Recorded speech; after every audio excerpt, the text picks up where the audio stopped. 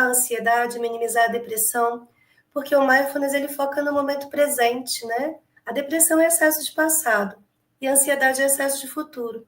Se eu pratico mindfulness, eu me coloco no momento presente. Eu estou de corpo inteiro naquele momento. Então, isso ajuda a regular esses gatilhos que a gente tem e que se vinculam ao estresse, se vinculam à liberação de cortisol, se vinculam a questões vinculadas à cognição, porque o cérebro estressado, né, ele produz menos. E aí, eu vou colocar aqui agora a apresentação que a gente vai utilizar ao longo dessa nossa conversa, tá bom? Vou trocar de tela aqui, só um minutinho. Vocês conseguem ver minha tela? Aparece para todo mundo? Acho que agora vai aparecer. Ah, joia. Então, hoje o nosso tema aqui, eu nem vou chamar de meditação, mas vou chamar de uma pausa, né? Pausa consciente. Obrigada, pessoal. Vi aqui que vocês me deram feedback. A ideia é a gente utilizar as técnicas de mindfulness para reduzir o estresse no dia a dia escolar. Para nós, enquanto profissionais da educação, e também para os meninos que a gente acompanha, né? Porque eu acho que minimizar o estresse é sempre uma estratégia positiva para nos tornar mais produtivos, mas, sobretudo, mais felizes. Mais conscientes de que essa vida e essa existência são boas e que a gente pode aproveitar da melhor maneira possível, né? Então, hoje a gente vai falar de um momento de pausa. Para aqueles que estão aqui, né, estar aqui já é uma pausa. Já é tentar um pouquinho fugir da loucura do nosso dia a dia. E aí, quando a gente fala de mindfulness, a gente sempre pensa em alguma coisa, como eu estava comentando, mais espiritualizada, mais mística. Às vezes a gente lembra dos budistas, né? Mas no contexto do que nós vamos dizer aqui, a gente desloca isso da questão espiritual e mística e traz isso muito mais para o contexto da ciência, muito mais para o contexto da neurociência e de um entendimento dos gatilhos que disparam o estresse no nosso dia a dia. Então, a ideia hoje é entender esses mecanismos para que a gente possa aceitar as técnicas de modo mais resiliente e confiante, né? Porque, desculpa, a gente sabe que antes de qualquer coisa, enquanto professores, o que a gente precisa fazer é seduzir a razão. Então, o que eu trago aqui hoje, em termos de entendimento de um pouquinho de neurociência, é para seduzir a razão contra o mindfulness, para entender que realmente não é nada místico, mas uma coisa com fundamento científico, né? De quem está aqui, alguém já ouviu falar em mindfulness? Ou já praticou alguma vez? Se quiser colocar no chat. Já parou um pouquinho para pausar, para respirar? Já ouviu falar sobre o que é isso, né? Ou conhece alguém que já praticou?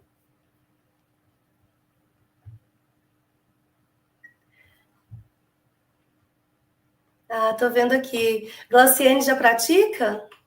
Virgínia já ouviu falar, mas ainda não praticou. Eliana ainda não. Então, para quem conhece, né, a gente vai aqui reforçar um pouquinho mais. Para quem nunca praticou, hoje a gente vai fazer uma pequena experiência, pequenininha, mas gratificante. E aí, ao longo dessa nossa conversa, para que as coisas funcionem, a gente vai precisar manter sempre uma mente de principiante. Uma mente de principiante é aquela mente que está aberta ao novo, sabe? Aquela mente que não julga, né? Tô vendo aqui o pessoal de Ponte Nova, né? Que conhece um pouco, mas não praticou ainda. Hoje a gente vai fazer uma pequena pausa que vocês poderão repetir depois, tá? E aí a gente pode até conversar a respeito de repente, disponibilizar mais algumas meditações guiadas, tá bem? E a ideia aqui, então, é que a gente mantenha essa mente aberta, essa mente de principiante, sabe? Uma mente que vai tentar não ser julgadora. Por conta do nosso ego, por conta do modo como a gente experienciou muitas coisas na vida, existe uma tendência muito forte de a gente julgar. E aí a gente fala assim, ai, não vou fazer isso, tão ridículo. Sabe, a nossa mente julgadora nos travando. Então, às vezes é importante que a gente consiga destravar isso, né? Às vezes tem pessoas que travam coluna, não é assim que fica com a musculatura mais tensa, daí tem que destravar? Com a mente é o mesmo esquema, né? A gente tem que destravar para as coisas fluírem melhor e para a gente colher os frutos. Então, manter uma mente de principiante é a principal ação dessa nossa conversa de hoje. Manter uma mente inicialmente sem julgamento, aberta ao novo, como a mente de uma criança que está disposta a aprender e que se maravilha com aquilo que é trazido de novidade, né? A ideia é essa. E aí, quando a gente pensa em mindfulness, portanto, eu tinha comentado logo aqui no início da nossa conversa, a gente está falando de uma maneira de estar totalmente presente no momento, com atenção e na tentativa de não julgar. É muito difícil não julgar, porque a nossa mente naturalmente é julgadora, sabe? E a tentativa de a gente se concentrar em alguma âncora, por exemplo, a respiração, é sempre uma boa estratégia para a gente ancorar, nos ajuda a manter a atenção no momento e nos ajuda a evitar o julgamento. Então, mindfulness significa, ou na sua essência, é a prática de estar totalmente presente naquele momento. Sem expectativas ao futuro, sem retornos ou viagens ao passado, porque a gente tem no nosso sistema nervoso o que a gente chama de rede do modo padrão. E às vezes isso está tão ativo, né? E a gente está sempre em outro lugar, mentalmente falando. A gente nunca está no momento presente, de fato, com tudo que aquilo pode ser. E isso nos deixa menos produtivos. Então, a ideia do mindfulness é nos ajudar a focar no momento presente, naquilo que está sendo realizado especificamente naquele momento. E aí, no contexto escolar, isso significa aprender a pausar, respirar um pouquinho, sabe? Dar um tempo para a nossa cabeça, observar e responder ao que acontece à nossa volta com muito mais clareza, com muito mais calma, com muito mais traquejo, sabe? Conseguindo manejar melhor os problemas que se apresentam. O mindfulness não vai nos tirar do turbilhão, mas ele pode nos ajudar a gerir o caos de uma maneira mais eficiente. E não entrar no caos. E não girar junto com o furacão. Mas estar no centro desse furacão. Eu vendo o que gira, mas eu consigo controlar. Então eu me torno um gestor desse caos, né? E aí, quando eu consigo fazer isso, eu enxergo o mundo com muito mais clareza. E eu consigo solucionar as questões também com muito mais clareza, mais calma, mais afetividade, mais amorosidade. E mais aceitação, porque tudo que a gente faz, a gente precisa respeitar algumas premissas, sabe? A gente tem que ter entusiasmo, prazer e aceitação. Nem sempre a gente consegue essas três coisas, mas se a gente conseguir uma delas, já vai. Então, às vezes, poxa, o pneu do carro furou de noite, na chuva.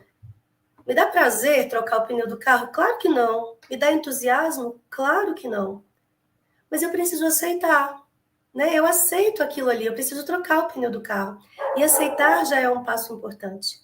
Então, sempre pensar que em tudo que eu faço, uma dessas três premissas precisa estar presente. O entusiasmo, aceitação e prazer. Se eu consigo colocar uma dessas três coisas naquilo que eu estou fazendo, eu faço com mais resiliência. Eu consigo executar com menos sofrimento. Do contrário, gente, é melhor abandonar o que está fazendo. Se o que a gente está fazendo não traz nenhuma clareza sobre essas três premissas, eu estou fazendo errado. Né? E aí não vai funcionar. E aí vai ficar difícil, vai ficar árduo, vai me maltratar. Então não é legal, né? Tem que gerar prazer, tem que gerar entusiasmo, ou então eu tenho que ser capaz de aceitar.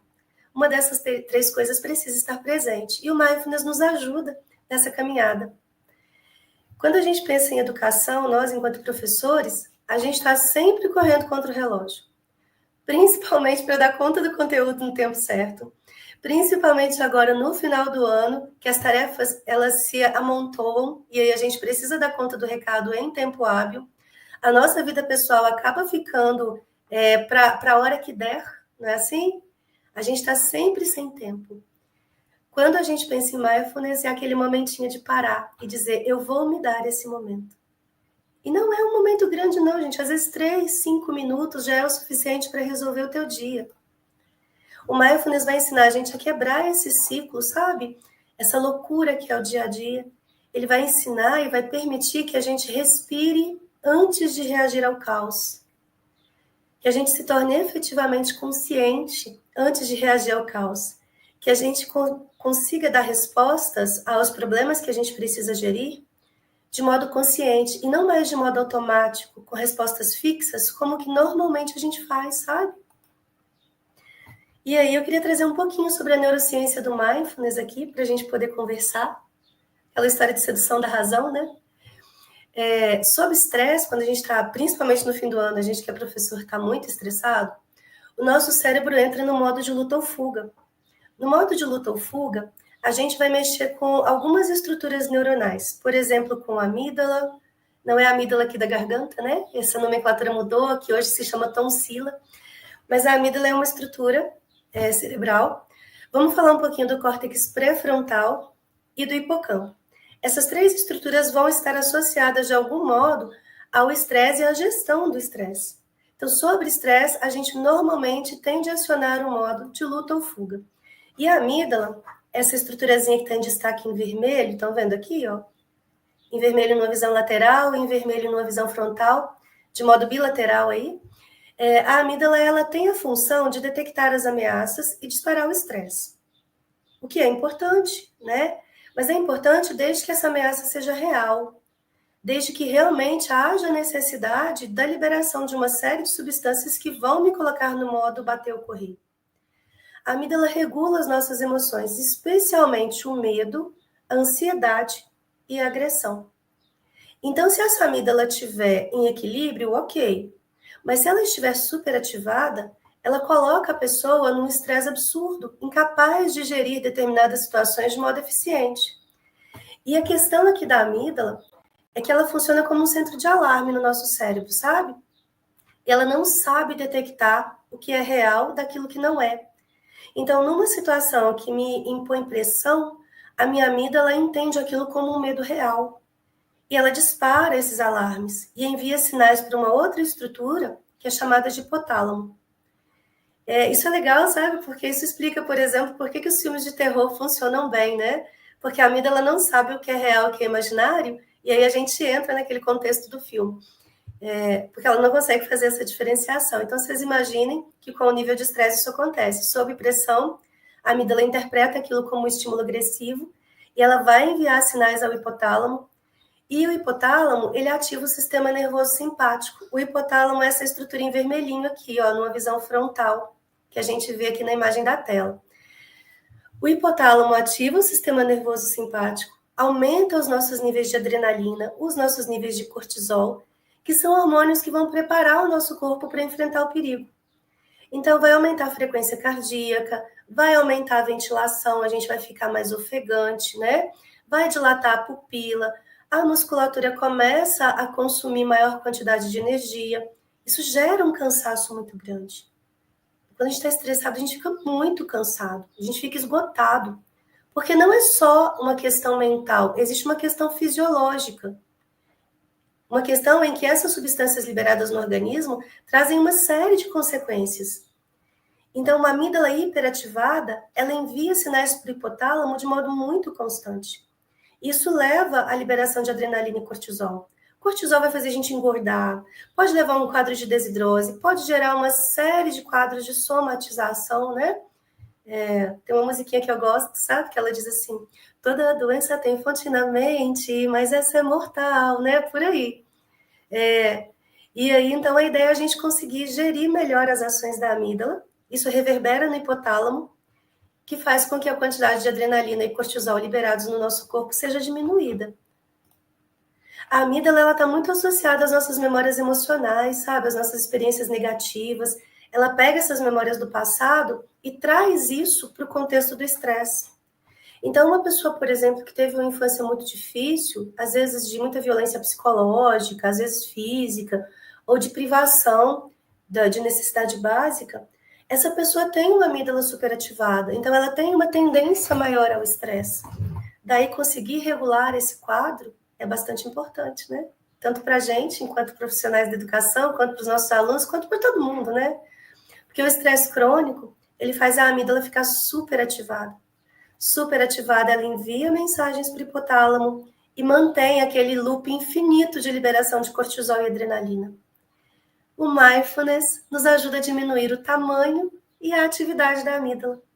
Se a gente consegue fazer isso, a amígdala envia menos sinais lá para a estrutura responsável pela liberação de cortisol, e aí a gente tem uma vida um pouquinho menos estressada e mais feliz. Uma outra estrutura aqui é o hipocampo, que também se associa a essa via vinculada ao estresse, né? Essa música é linda mesmo, né? Eu gosto muito, se chama A Cura. de uma dupla que se chama Café Duplo. Depois, quem quiser pesquisar, é uma música deliciosa, sabe? O hipocampo é uma outra estrutura, sabe? Associada aqui ao que a gente está conversando. O hipocampo é essa parte que está marcada para vocês em vermelhinho, numa visão lateral e numa visão frontal. Ele é crucial para a formação de memória e aprendizado. Olha que loucura isso, né? A gente está falando então de amígdala, falamos de hipotálamo e agora estamos falando de hipocampo. O hipocampo está associado à formação de memórias e aprendizado, o que é muito importante.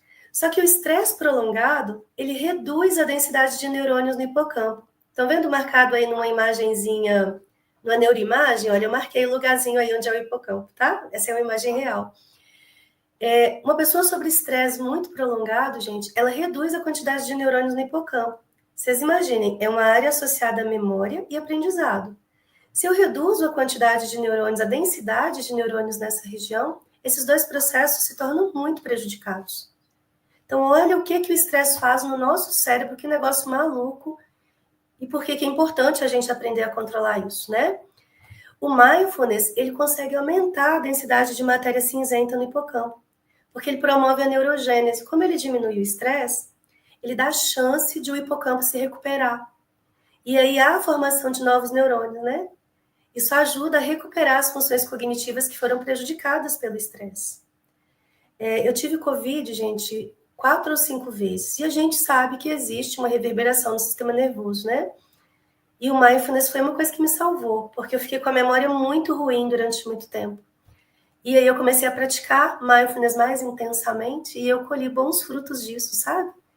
Então eu sou a prova viva de que funciona, de que é legal, sabe? E aí uma outra estrutura para a gente fechar um pouquinho essa parte introdutória é o córtex pré-frontal, essa região destacada em azul, onde eu coloquei uma setinha. O córtex pré-frontal é talvez a área mais humana do nosso cérebro, sabe? Está vinculada à tomada de decisão consciente, a planejamento e autorregulação emocional. Os adolescentes, por exemplo, têm, né, essa parte aqui ainda em processo de estabilização. Daí eles não são capazes de ter tomada de decisão consciente.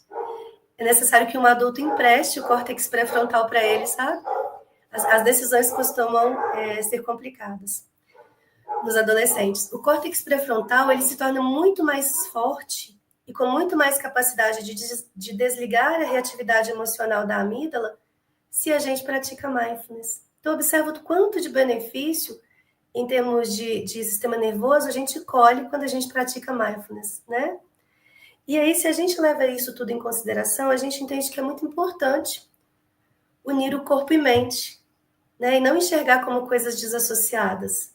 Quando a gente junta corpo e mente, a gente consegue colher bons frutos, tanto para o bem, a gente consegue colher bons frutos se a gente tratar isso de modo efetivo, mas consegue também colher frutos muito amargos, né? Se a gente não gerencia o processo. Quando a gente pensa no mindfulness, o mindfulness ele se associa a técnicas de bioexpressão. A bioexpressão é um jeito de estar no mundo. Pensa no artista circense, né? Eu quis trazer essa imagem para rememorar isso. O artista circense, ele não finge atuar, né? Se ele cair do trapézio, ele cai de verdade. Então, ele vive aquele momento. É um modo de estar no mundo. Iniciar as práticas de bioexpressão, iniciar pelo mindfulness, é redesenhar o seu jeito de ser e estar no mundo. É começar a ver o mundo sob uma nova ótica. Porque à medida que a gente avança nas nossas experiências, gente, o ambiente às vezes se torna muito ameaçador. E nós temos uma tendência grande a nos petrificar diante de determinadas situações, a congelar, né?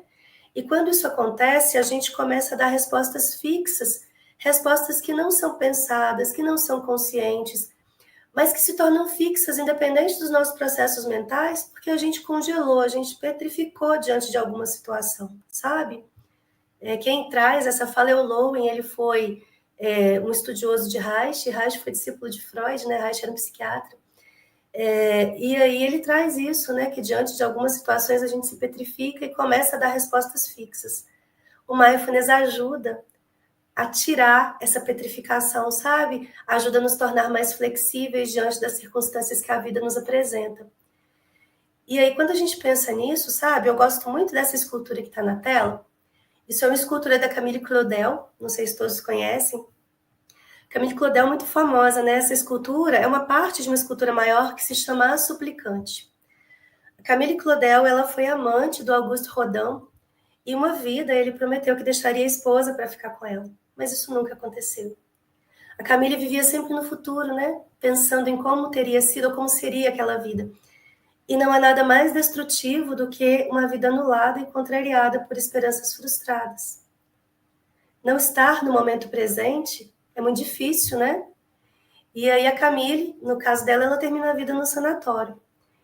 A gente não pode deixar que isso aconteça, né? A gente precisa começar a gerenciar o caos, a gerenciar como é que a nossa vida segue os caminhos que precisa seguir. Eu posso fazer com que esse caminho seja bom ou ele pode se tornar muito difícil. Depende de como eu vou conduzir. Eu posso me manter anestesiada o tempo todo, porque eu não vou ter dor nenhuma. Só que imagina que você foi ao dentista e precisou tomar uma anestesia para fazer um procedimento. Durante o tempo em que você tomou anestesia, você não sente dor. Mas você pode comer o alimento mais saboroso que existe no planeta, que você também não sente prazer. Gente, viver sem prazer é absurdo. Então, quando a gente começa a descongelar, quando a gente começa a flexibilizar, existe um processo doloroso envolvido. Mas os frutos que se colhe depois são muito saborosos. O prazer de viver retorna, sabe? E é isso que o Mindfulness nos ajuda a resgatar. E aí, diante do que a gente, conversou, eu queria convidar vocês para uma prática curtinha, se puderem fazer aqui comigo. O primeiro passo é a gente preparar o corpo, dar aquela espreguiçada boa, sabe? Se você está sentado aí na frente da tela, se você está no teu celular, dá uma espreguiçada boa, sabe? Assim, sente a musculatura. Vamos preparar o corpo para esse momentozinho de pausa? Acho que vai ser legal, né? Então, aí quem já espreguiçou, beleza, vamos avançar um pouquinho aqui.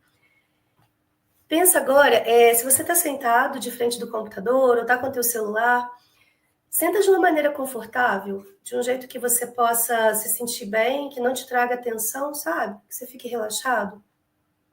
Tenta manter a coluna ereta, se precisar colocar algum apoio, ok, né? Deixa as mãos descansarem sobre o colo. Se você tiver de celular, talvez usar os fones faça com que essa experiência seja mais agradável, tá bom? Tenta colocar os pés bem apoiados no chão, tá bom? Eu vou trocar de tela aqui só um instantinho para deixar uma musiquinha de fundo para a gente começar esse nosso pequeno momento de pausa. Aí depois vocês me contam como que foi, tá? Vou só trocar aqui para colocar uma musiquinha de fundo.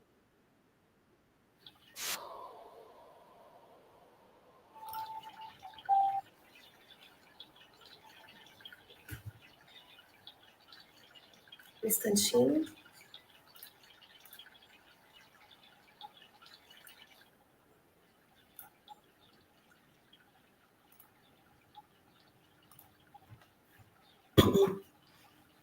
Vamos começar então? Vamos lá.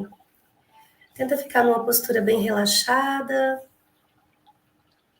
Do jeito que você se sentir mais confortável, tá? Se quiser se deitar, tiver esse espaço também é bom. Deixa as mãos descansarem suavemente sobre o colo. De preferência com as mãos voltadas para cima, né? Coloque os pés bem apoiados no chão, sem cruzar as pernas, para a gente preparar o nosso corpo para esse momento que virá, tá bom?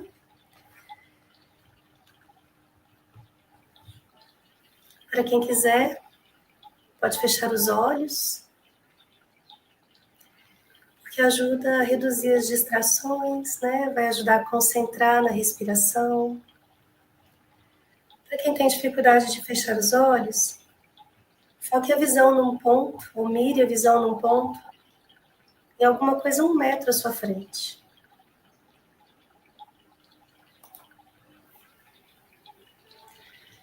Respire normalmente, no ritmo cadenciado, gentil. Presta atenção na sua respiração, de modo natural. Né? Como que o ar entra, como que o ar sai do seu corpo.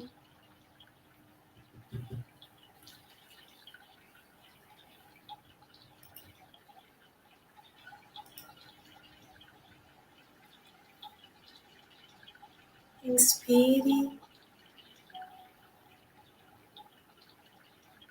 Sinta o ar entrando e saindo pelas suas narinas.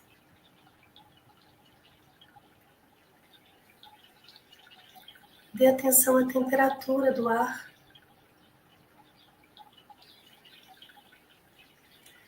Observe o movimento do abdômen, do tórax. Como que essas estruturas se expandem e se contraem. Agora inspire profundamente. E solte o ar lentamente pela boca.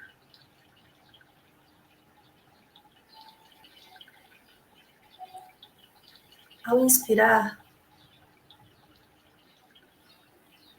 faça isso pelo nariz, solte lentamente pela boca. Ao expirar, conte 1. Inspire novamente. Expire e conte até 2. Repita esse processo até chegar no número 5.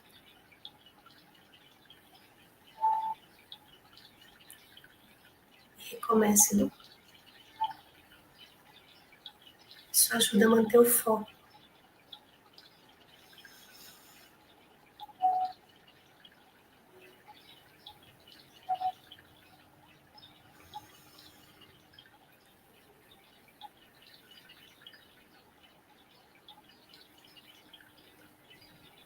Inspire. Expire.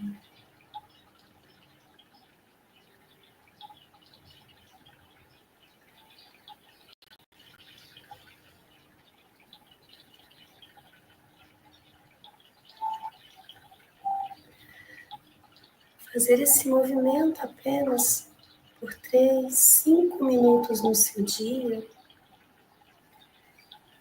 te trará muitos benefícios. Se você notar durante esse processo de respiração que a sua mente divagou, que você começou a pensar em um monte de coisas, que outros sons do ambiente te provocaram distrações, gentilmente, com muita amorosidade, traga sua mente de volta à contagem, sem julgar. Inspire pelo nariz, conte 1, solte pela boca.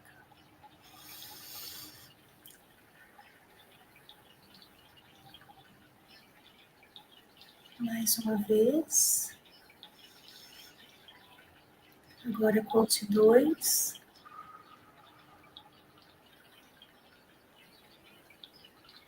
E repita o processo até o 5.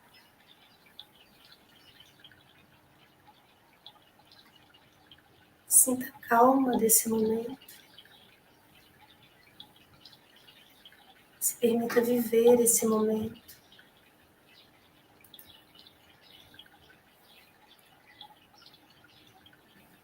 Com o corpo preparado, os batimentos cardíacos assentados, com a frequência respiratória mais leve, mais suave. Faremos agora uma pequena meditação, chamada de meditação da cálida incandescência. Esse exercício combina as meditações tradicionais de bondade e compaixão e deve ser entendido como uma estrutura básica, não como um conjunto de regras ou instruções. Nessa meditação, Começaremos por alimentar um sentimento de compaixão e bondade em relação ao ente querido. Depois expandiremos esse pensamento para uma pessoa conhecida. E na sequência, para uma pessoa com quem temos um relacionamento muito difícil. Por fim, estenderemos esse desejo de bondade a toda a humanidade. Concentre-se mais uma vez na sua respiração.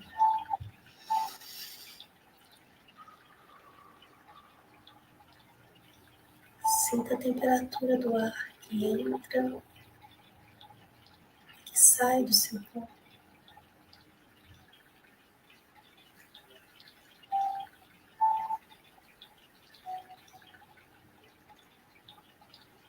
Quando estiver pronto, deseje o bem para alguém que lhe seja particularmente próximo, alguém que seja caro para você.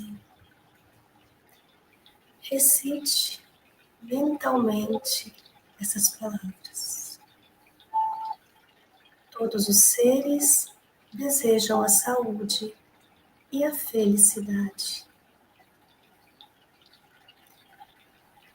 Que você seja livre de todo sofrimento mental.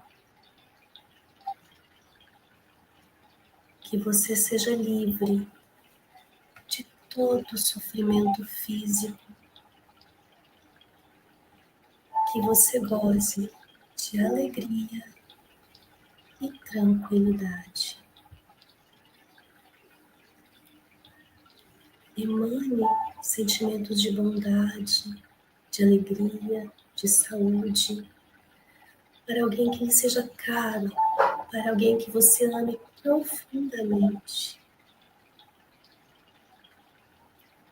O sentimento de desejar o bem a um ente querido deve ser acalentado como se fosse o amor incondicional de uma mãe que conforta um filho. Alimente essa sensação como se fosse uma brasa incandescente no centro do seu peito. Visualize essa brasa brilhando, acesa no centro do seu peito. Ao inspirar, direcione o ar para essa parte do corpo, essa onde reside a brasa, e retire-o de lá ao expirar, sustentando e alimentando a incandescência dessa brasa, essa generosa fonte de amor e compaixão.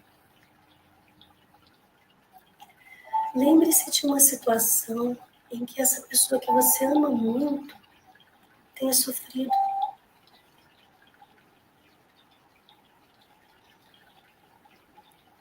E ao repetir esse mantra, silenciosamente, imagine a brasa tornando-se cada vez mais brilhante à medida que você envolve e suaviza o sofrimento dessa pessoa com a sua compaixão.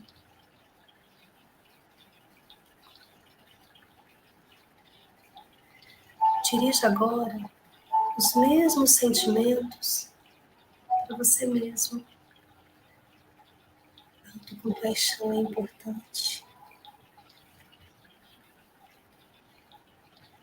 Repita comigo essas palavras. Todos os seres desejam a saúde e a felicidade. Que eu seja livre de todo sofrimento mental. Que eu seja livre de todo sofrimento físico, que eu goze de alegria e felicidade.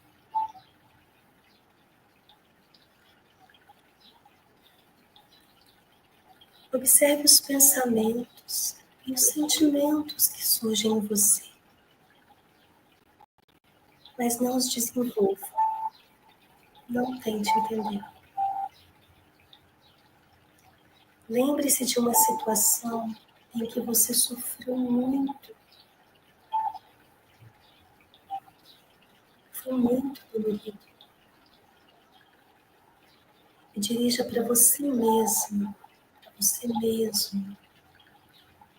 a cálida incandescência da compaixão.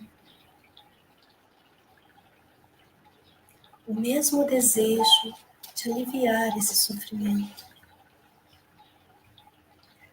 Deixe essa brasa ardente te aquecer, te afagar, te tranquilizar.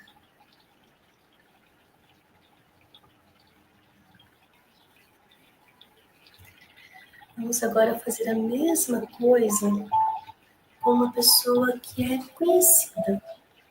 Alguém com quem você encontra no ônibus, às vezes no elevador, na portaria do trabalho, um vizinho. Imagine uma situação em que essa pessoa possa ter sofrido.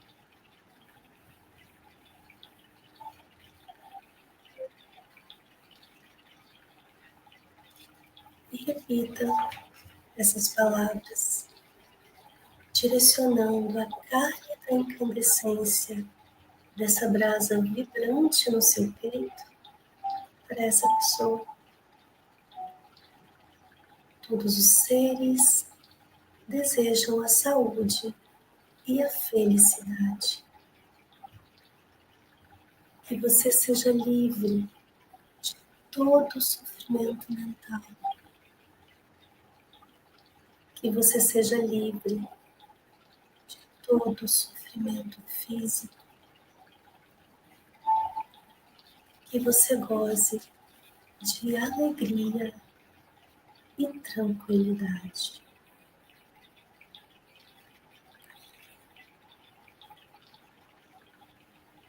Agora dirija os seus pensamentos a alguém com quem você tenha uma relação muito difícil. Pense nessa pessoa e me desejo de aliviar o sofrimento dessa pessoa. Vamos mais uma vez, pensando nessa pessoa com quem se tem um relacionamento muito difícil, repetir essas palavras. Todos os seres desejam a saúde e a felicidade. Que você seja livre de todo o sofrimento mental. Que você seja livre de todo o sofrimento físico. Que você goze de alegria e tranquilidade. Por fim, dirija os seus desejos de bem a todas as pessoas, à família humana, aos seres da natureza. E repita comigo. Todos os seres desejam a saúde e a felicidade. Que todas as pessoas, em toda parte, sejam livres de todo sofrimento mental. Que todas as pessoas, em toda parte, sejam livres de todo sofrimento físico. que todas as pessoas, em toda parte, gozem de alegria e tranquilidade. De olhos fechados, permaneça em silêncio pelos próximos 2 minutos.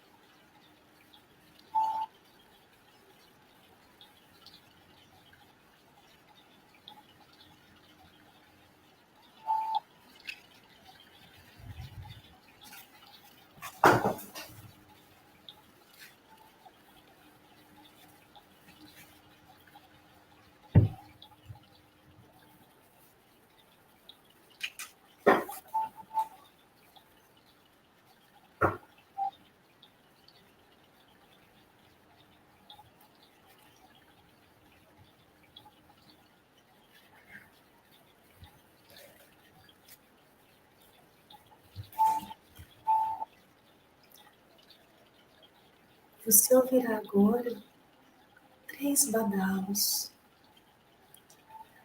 Ao final do terceiro, se quiser, com gentileza, abra os olhos.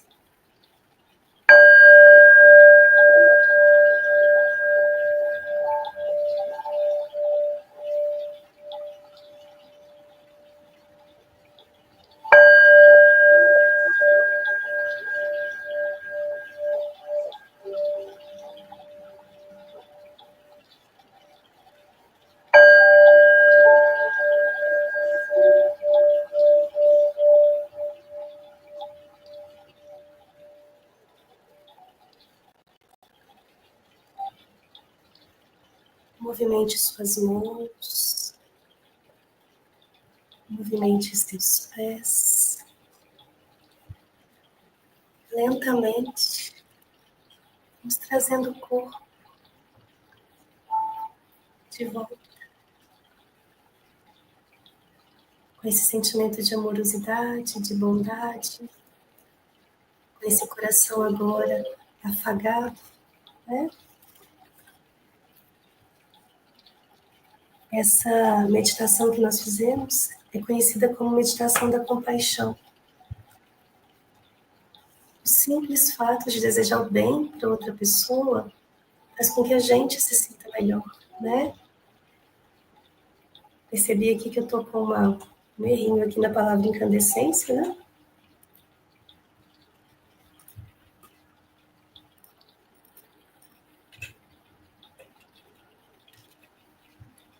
Eu deixo aqui um beijo grande, né? Espero que tenha conseguido ajudar um pouquinho nesse mundo estressante, que outras pessoas que possam ter visto a gravação, que verão a gravação, né? Possam fazer essa meditação. Esse é um tipo, né, de meditação.